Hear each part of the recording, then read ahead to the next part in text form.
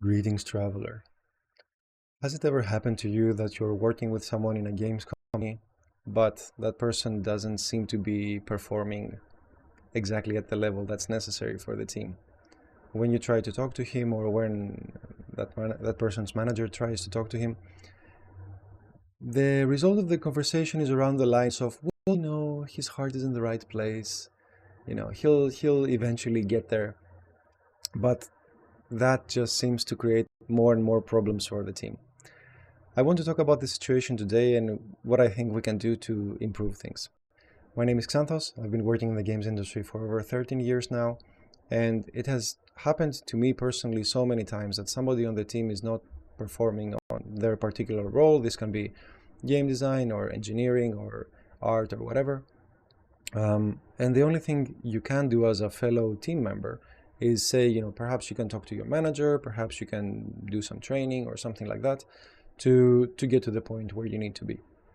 So usually what happens is that conversation will happen, perhaps HR will be involved as well, but especially if that person is in a permanent position, it's really difficult for the company to just tell them that, you cannot work here anymore. Now, this is a very tough situation, and this is a very sensitive topic. And because it's so tough and so sensitive, I really want to address this. So here, most people would think, well, you have to keep your job. You have to, perhaps this is not the best job in the world for you, but, you have to eat somehow, so this is important. So just firing that person right away, perhaps it is a solution, but I don't think it's the best solution. So let's go through the options and let's see what we can do in this case. Option one would be to keep talking to that person and offer more learning material and more training and more mentorship, and hope that sometime in the future, maybe in 1 month, maybe in 6, maybe in a couple of years, who knows, eventually that person's motivation first and then skill will rise enough to be able to be a contributing member of the team. This is one approach, but of course it has a big maybe, and this is troublesome because you don't know if this turnaround will happen. And the other question is, well, what do you do in the meantime? Do you just wait 2 years and pay that person for 2 years and involve him in the team if that person is not really contributing as much as they should? So one option is to keep him on the team and wait. Another option is to just say, you know what,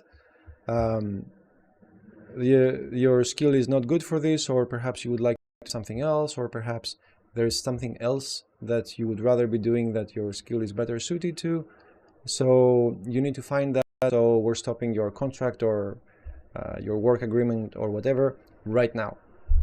So this, strangely, is a better solution, in my opinion, than the previous option, because yes, it's very brutal, it's very drastic, it will definitely have an effect on that person's life, but it will force that person to think seriously about what they want to do and how they're going to do it. So it's very tough, no doubt. I know many people out there would not want to take that option, even if it was the only option, right? So let's discuss a different. Let's discuss the case where this conversation happens with that person and it's clearly communicated that the requirements for this role are so and so and so. Right now you're not doing A, B, D, F of that list. So what can we do about that? Usually when this conversation happens, the person will say, oh yes, I'll try harder, I'll get there. But, most of it's not that it never happens, but most of the time, nothing will really change. So what can we do about it? In my experience, from seeing real people go through that process and see how they were during that process and afterwards, this is what I have observed. If you time frame this process specifically, and if you say, over the next 1 month, please try to improve things, or over the next 3 months, please try to improve these things, or something like that. And at the same time you say, look, you can try to improve it, and if you do manage to do it, that's going to be great. It's going to be good for us, and it's going to be good for you, because we can have a better working relationship like this. This is great. If it can happen, this is absolutely great. But at the same time, you say, look, at the same time, please go ahead and do other job interviews. You can take time off to do these interviews. You can book them during work hours. That's no problem. If you find something you would rather be doing and you think is better suited to you than this job, please go ahead and chase it. And what we can do as a company or as a team and so on to support you is to give you this transitional period, which can be, I don't know, 1 month, 3 months, whatever seems to make sense in that situation, and say, we can support you until then.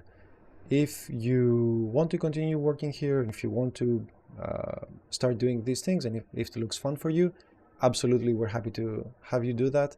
If it's not something you are interested in, if you're not having fun, if you don't feel fulfilled doing these things, then it's better for you and it's better for us for you to focus on that instead. And what we can do is support you during this time and help you as much as possible.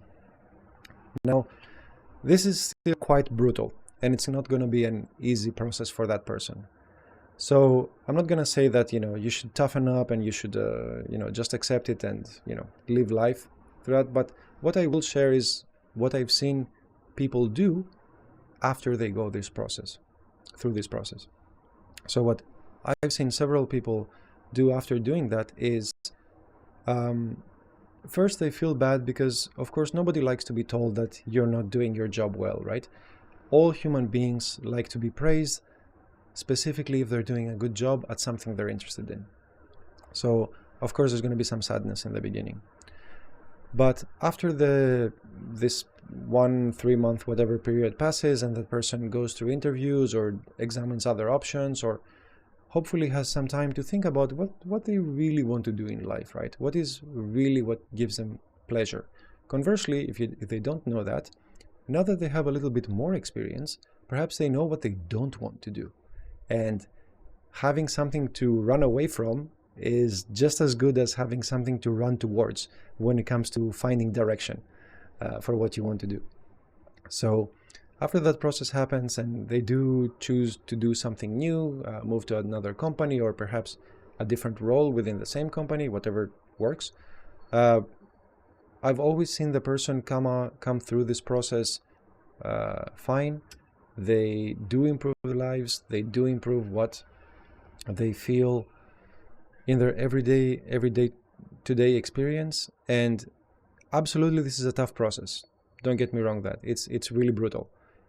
But it's also a growing experience, and even though it doesn't seem like it at the moment, once that person goes through that experience, they become richer emotionally, they become more self-reliant, and in all cases, in my experience, it has led to a role and a position that is more rewarding financially and more rewarding life experience-wise than the torturous previous position of them just doing what they hate and everybody being upset with them all the time. So I know this is a super sensitive topic, but this is something that actually changes people's lives. It's very close to my heart. If you know someone who might benefit from this, please share it with them and let me know what they think. Anyway, thank you so much for your time. Have fun.